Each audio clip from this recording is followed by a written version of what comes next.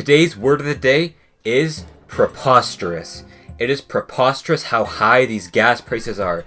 It costs about 120 Canadian dollars to fill up a normal car here, which doesn't mean much since that's not a real version of money. However, it is still crazy how high gas prices are getting. And when gas prices get high, people get mad. When people get mad, they love to blame others for it. And that's what we've been seeing in the world. Everyone is blaming each other for turning these prices so high. You can blame it on the president, blame it on OPEC, or blame it on Russia, but the issue goes much deeper than any of those forces.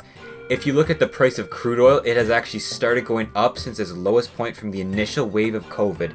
So the issue of higher and higher gas prices has steadily been culminating for about 2 years now. It cannot possibly be caused by some sort of outside force suddenly. So why are gas prices so high? Here's 4 potential causes of your massive gas bill. Number 1. America is going through something right now. Remember the good old days? You know, a terrorist group would pop up in the Middle East and America rushes in to save the day, but more importantly and realistically save their precious oil supply. And then Americans would give weapons to the states there, which would cause even more fighting and terrorism. Good times. Well, the days of those are soon to be over because America is a newly independent country who doesn't need any Middle Eastern oil. Really, the Middle East used to supply much of America's oil and doesn't anymore.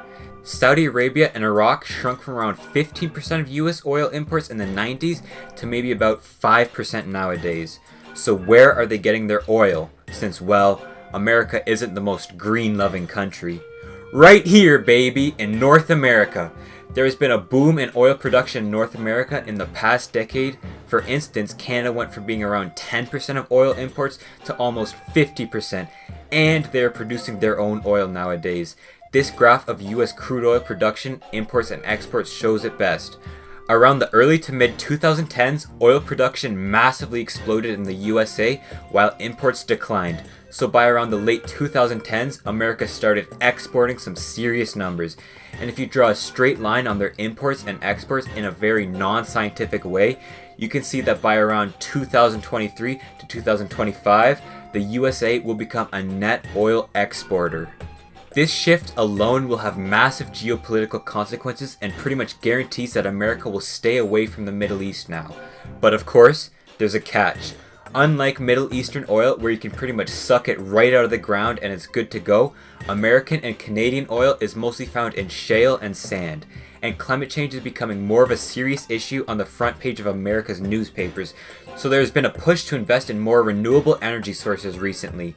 The expensive refining costs and investing away from oil means that starting up the oil business in the USA is an expensive ordeal, and that the price reflects that. North American oil is at least somewhat more expensive than Middle Eastern oil, while being much more used in the USA. This shifts the price of oil upwards in the USA, and any price shift in the US affects world prices, so therefore, world prices shift upwards. Number 2. You can't really talk about gas prices going up without talking about one of the biggest reasons people blame it on: carbon taxes. Like the world's investment into renewable energy, a carbon tax is designed to reduce CO2 emissions and help stop climate change. It is a tax on carbon after all, and a tax on any product will, by definition of being a tax, raise its price. Worldwide though, the impact of a carbon tax is varying because only certain countries and regions have implemented a carbon tax. For instance, many European countries and Canada have a carbon tax, whereas most states and most countries do not. This is why a carbon tax on gasoline and other CO2 emitting products does not have that much of an effect on global prices. What it does do, however, is shift energy focus away from oil production and into renewable energy or nuclear energy options. This is the bigger reason why a carbon tax would affect the global price. If America were to implement a nationwide carbon tax, this graph shows the effects it would have on the makeup of American energy. A much larger focus on renewables and nuclear energy for a higher tax. Less oil production means less oil supply, which of course drives up the price. Carbon taxes are still a divisive issue though. On the one hand, they do efficiently reduce CO2 emissions, but on the other hand, they raise prices, especially among lower class citizens. A carbon tax is a regressive tax, meaning it takes up more of a percentage of low income citizens than high income ones.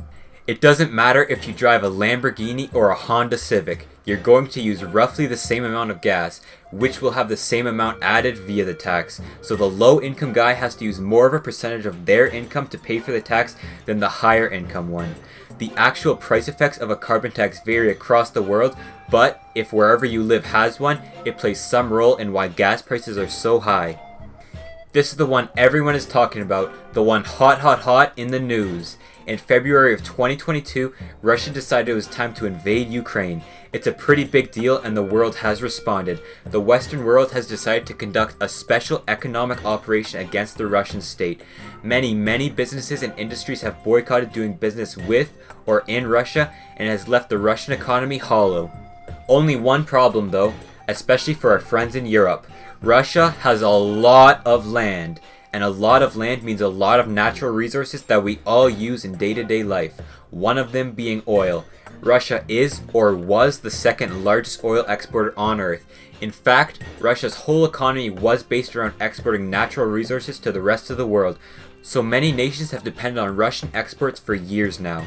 When they suddenly shut off or at least slow down, those nations are hurt badly. Canada, the USA, and BP Oil have all stopped doing business in Russia or stopped taking Russian exports altogether. Now, here's Russia's crude oil exports in a graph. The USA only makes up 1% of their exports. Tiny Slovakia makes up twice that percentage. But across the world, many businesses have exited from Russia, causing a massive financial crisis. Their economy is in full recession mode in Russia, and during a recession, their oil producers make much less money, even from the countries that are still accepting Russian oil, which causes them to slow down production of oil, which lowers supply and drives prices up. Their biggest importer of oil, China, has not shown any signs of boycotting Russian business, and most of Europe would freeze without Russian oil heating their homes, so Russian oil will never fully stop, no matter how hard the West sanctions them. What has an even bigger short-term effect on prices though is fear. Fear of prices rising after the Russian invasion of Ukraine makes investors in Russia and their oil industry pull out. If investors think that oil companies will not make a profit for years, then the smartest thing they can do is get their money out of there. Without money, the industries can spend less on workers, less on machines. They will have to shut down some plants, which will lower supply and drive prices up. The world economy works on this constant idea that it will keep growing and growing. If people start to get some sort of idea that production will shrink for any reason, that fear literally causes production to fall, and in our case, oil prices to rise. And number 4, this is the final and probably the most major reason on this list. The global supply chain is seriously messed up. The average product probably visits at least 3 different continents before you buy it. Coffee plants could be grown in Africa, shipped to India to process them, shipped to Brazil to pack the processed coffee, and then shipped all the way to Europe to be consumed. The world works on this massive global assembly line that for the most part gets the job done. Shipping over water is so cheap that it's basically free, so products are assembled, grown, or packaged in wherever in the entire world is cheapest. This global trade has connected the world like never before and made everybody rely on people tens of thousands of kilometers away for their everyday lives. And then COVID-19 hit the world, and now people are staying home, businesses are shutting down, and international trade is slowing down. This is not how our supply chain works. We need a constant flow of goods from one place to another. As soon as you break that cycle, it's pretty hard to build it back up again. Transportation takes so long nowadays, with ships waiting outside of ports for weeks up to months just to unload their cargo, which might only be the first of 5 stops before the product is complete. I'm sure you have seen at least some grocery store or department store shelves empty in recent years. These empty shelves are caused by the supply chain rearing to a halt, and the same logic goes for oil. It might be collected in Qatar, shipped to China to process, then to Australia to use. When that shipping process takes 2 times longer than before, the Australian oil supply will suffer and prices will go up worldwide. Now, if we lose money at the same rate as we lose our oil supply, then prices wouldn't change at all. It doesn't matter if you have 5 barrels and $15 or 2 barrels and $6. In both of those cases, a barrel would cost $3. However, we are losing supply and not losing money, but we have printed so much money worldwide due to the COVID-19 pandemic that the opposite case has become true. It's like we have 3 barrels and $30 now. Each barrel will cost $10. This leads to the larger problem of inflation worldwide. Supply of everything is going down while the amount of money has risen rapidly.